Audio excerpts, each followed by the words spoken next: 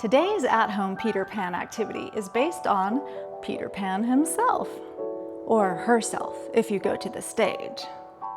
Let me explain, and then I'll teach you the signature Peter Pan flying stage move on aerial silks.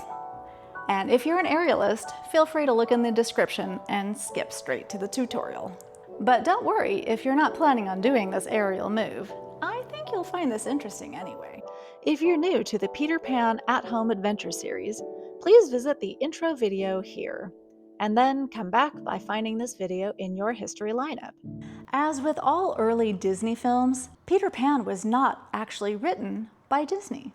It was written by J.M. Barrie as, get this, a stage play. That was in 1904. And later, in 1911, he adapted it for a book. How often do you see that happen? The stage play was called Peter Pan, or The Boy Who Wouldn't Grow Up. And the book was called Peter and Wendy. In 1953, Disney released the animated film that we all know and love called Peter Pan. Peter Pan!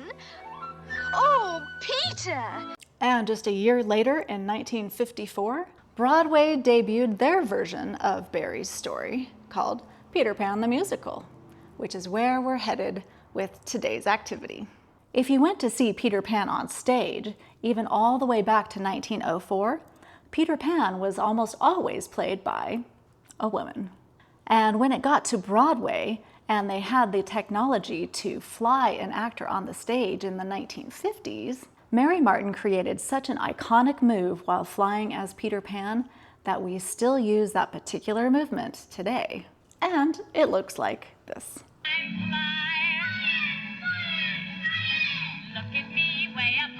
You'll find this particular leg arrangement with one leg bent and one leg straight as called the Peter Pan movement. You can find it in fitness classes and Pilates classes on the ground, or on aerial apparatuses in the air. Today I'll show you how to get into it on the aerial silks. So to start, we're going to begin with the fabrics on one side of our body. Now, if you're a beginner and you're still working on your grip strength, I would make this be the dominant side of your body, or your strongest hand, your dominant hand. So if I were left-handed, the fabrics are on my left side of the body because that's the hand that's going to be holding most of my weight when I'm upside down.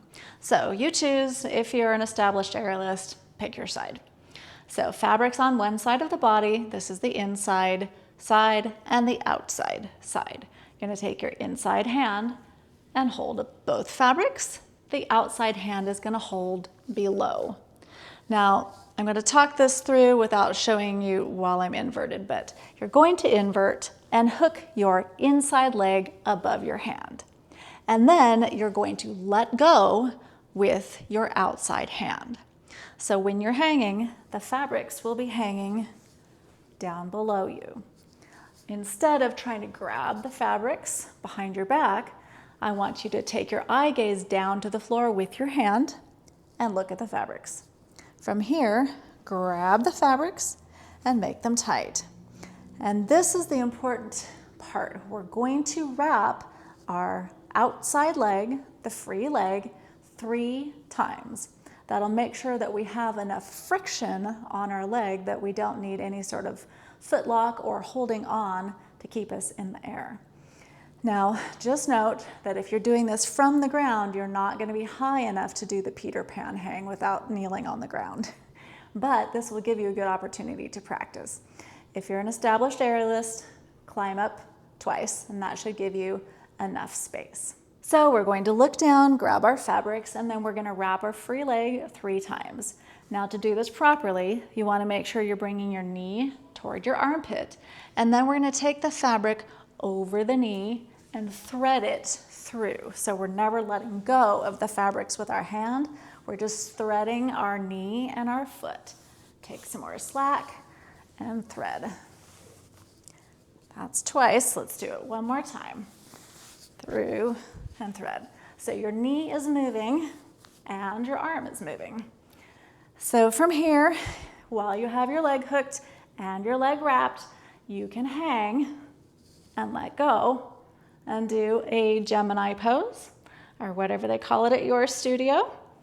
And then to get into Peter Pan, from your upside down hang, you're going to unhook your leg. And to do that, you're going to grab your outside hand underneath your leg and undo your leg. And then we're going to let this fabric settle into the inside armpit. So inside leg comes off and inside armpit holds the fabrics. And then you can, see if I can get a little bit of Peter Panning in here. Down on the floor is what it's going to be. But the bottom leg is going to be bent, and then the top leg is going to be straight. And we're going to put our arms out at a diagonal. This would look different up in the air, so let's show you that. Aerial invert, inside leg hook.